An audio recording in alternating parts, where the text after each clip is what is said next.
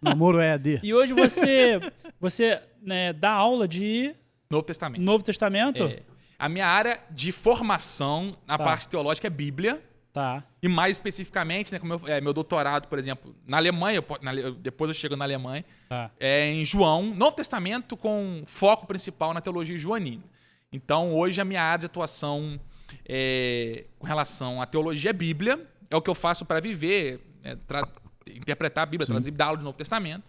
Meu doutorado, o doutorado que eu fiz aqui na UENF, na Universidade Estadual Norte Fluminense, em sociologia política, mas eu estudo religião, eu estudo o crescimento evangélico no Brasil e essa diferença entre as gerações essa transição que está vivendo. Essa transição que a igreja passa. Especificamente você estuda sobre isso mesmo. Meu doutorado em sociologia política foi sobre isso, sobre essa transição que a igreja brasileira passa hoje, né? Tanto de forma quantitativa quanto em forma qualitativa na diferença de prática e tal. Vamos falar sobre isso aí, cara. Vamos falar Acho que sobre isso é um assunto pertinente pra caramba pra gente. Eu tenho muitas dúvidas, tá, cara? Porque eu sou dessa fase aí, né? De transição, né? A gente tá passando por esse momento assim. E assim, eu tenho várias dúvidas, assim. Eu tô meio perdido também.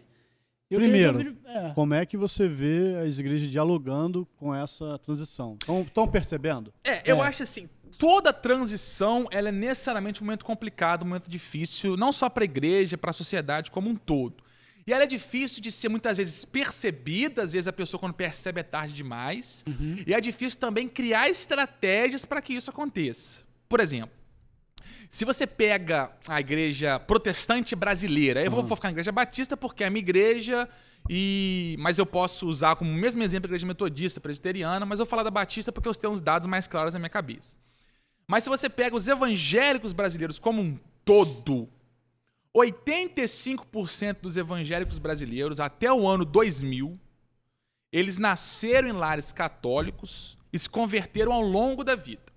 Ou seja, como é que é o padrão de igreja evangélica brasileira até os anos 2000? São pessoas que nasceram em lares católicos, ao longo da vida se convertem e se tornam evangélicas. Então, a igreja brasileira, ela é preparada para pregar e falar para pessoas que no Brasil, estou falando de Brasil, obviamente, né? Que estão no catolicismo e vão se tornar evangélicas. Então, nossas igrejas são igrejas que têm um tipo de pregação conversionalista. Isso não é errado, não. Isso é necessidade do país. A gente precisava disso. Então, eles precisam falar para um povo, porque não tem evangélico, não existe evangélico no Brasil. Mesmo a igreja batista chegando, mesmo tendo presença evangélica no Brasil desde o século XVI ali, a igreja batista, a igreja presbiteriana, metodista, só ganham liberdade mesmo no fim do século XIX, ali, liberdade mesmo de atuação ampla no Brasil. Só que a primeira fase do evangélico no Brasil, ele se mantém muito ligado à cultura americana ou a uma igreja muito americanizada, que não tem nada de errado, não é um problema isso. Mas tem uma dificuldade de se aproximar da realidade e necessidade brasileira. Sem identidade mesmo. E assim, acaba que você não consegue dialogar com a realidade brasileira, porque às vezes fica muito americanizado, né? É uma questão de. Não é uma questão de. Não é um problema. É uma parada cultural. Não é um problema doutrinário de ver Deus, é um problema cultural. Vou dar um exemplo. Nos Estados Unidos, eu vou voltar daqui a pouco na questão dos anos 2000, só para contextualizar. Nos Estados Unidos, por exemplo, quando os protestantes chegaram lá nas colônias e tal, o protestantismo, ele fundamentou a sociedade americana. Ele lançou as bases para que os Estados Unidos fossem Estados Unidos. Tem um autor importante na sociologia chamado Max Weber, que tem um livro dele, A Ética Protestante e o Espírito Capitalista. Não é nesse livro, não. É no outro livro, a parte chamada As Seitas Protestantes e o Espírito do Capitalismo. Ele vai dizer, com base nos documentos que ele analisou, e a gente tem outros autores que vão falar disso, que, por exemplo, para você abrir uma conta, você mudando de uma cidade para outra nos Estados Unidos, para abrir uma conta, você tinha que ter lá uma carta da igreja. Porque ser protestante era validação de caráter. Então, a igreja ela era um elemento basilar social. Ou seja, ser protestante era a garantia que você era uma pessoa ética, honesta e tudo mais. Então, ser parte da igreja protestante te dava o que você precisava para poder fazer parte da sociedade. casar com pessoas, tinham pessoas que não casavam se você não fosse protestante, abrir conta em banco, ir para a escola. Então a igreja balizava. Então, nos Estados Unidos, a igreja, ela não tinha, o foco principal dela não era ensinar tanto o caráter, porque outras áreas da sociedade iam fazer isso, a família ia fazer isso, a escola ia fazer isso. A igreja, então, era responsável por dizer se o seu caráter estava aprovado ou não estava aprovado. Então ela não era tanto formadora, ela era, eu vou usar a palavra julgadora, mas no sentido da palavra mesmo. Não, ok, você tem um caráter cristão, pode fazer parte da igreja, tá aqui a carta, vai abrir a conta no banco. Então ela era mais uma julgadora nesse sentido do caráter da pessoa, que é importante, porque você tem outros elementos na sociedade que fazem isso, que ensinam a pessoa a ser protestante, a ser cristã. A família faz isso, a escola faz isso, a igreja só garante que a pessoa é assim. O Brasil não tem isso. Quando o protestante vem para cá, o Brasil é um país católico. Então, o catolicismo, ele tem uma pegada, por exemplo, na relação com Deus diferente, né? A relação com Deus dos Estados Unidos é muito racional, tá muito no livro. O Brasil tá muito ainda nos elementos, né? No santo e no sinal da cruz, tá muito místico, muito ligado nessas questões.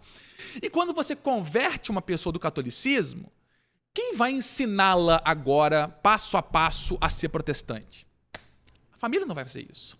A escola não vai fazer isso. E a igreja ainda não sabe fazer, porque a herança dela dos Estados Unidos não precisou fazer isso nunca. Olha que aula. Então a gente tornava protestante no Brasil e falava assim, agora você não é mais católico. Agora toma aqui, segue aqui, agora você tem que fazer isso aqui. O comportamentozinho aqui é esse, você tem que adotar agora e acabou. É isso, você adota o comportamento. E quem te ensina, calma aí, deixa eu enganar, vou te ensinar, ó, quando você tiver esse problema aqui, você faz tal coisa, aprende, que é discipular, a palavra é discipulado. Então a gente não teve tanto esse foco. Mais uma vez, não é culpa da igreja. É porque a gente estava com uma outra cabeça, num outro momento, no começo do século XX, isso. Não apercebemos isso no passado. Como resultado, não teve um crescimento tão grande, uma influência tão grande na sociedade. E o discipulado, que você falou aí, é a chave disso aí? É a solução para tudo? É a solução que sempre existiu e continua existindo até hoje. Ah, entendi. O qualitativo, andar com a pessoa, ensiná-la não só o que fazer, mas por que fazer. Não simplesmente dizer, ó, você é crente porque você não, sei lá, não bebe, você é crente porque você entende que isso não melhora a ser feito, não te faz amar Deus e ao próximo, e como isso é feito. Não é porque você deixou de fazer, né? Eu penso muito, pastor, na questão da transição de Efésios, lá, que roubava, não rouba mais, agora trabalha, fruto das suas mãos ainda abençoa. Tem que passar por esse caráter. Colossenses 3 diz que não é revestimento de poder, é revestimento de caráter. Porque não é simplesmente fazer a ação. É por que você faz aquela ação. Né? Eu faço porque é uma Deus. Eu não faço porque eu tenho simplesmente medo. Eu não faço porque eu tenho eu faço porque é uma Deus ao próximo, né? Então, ensinar isso demora. Você acha que foi.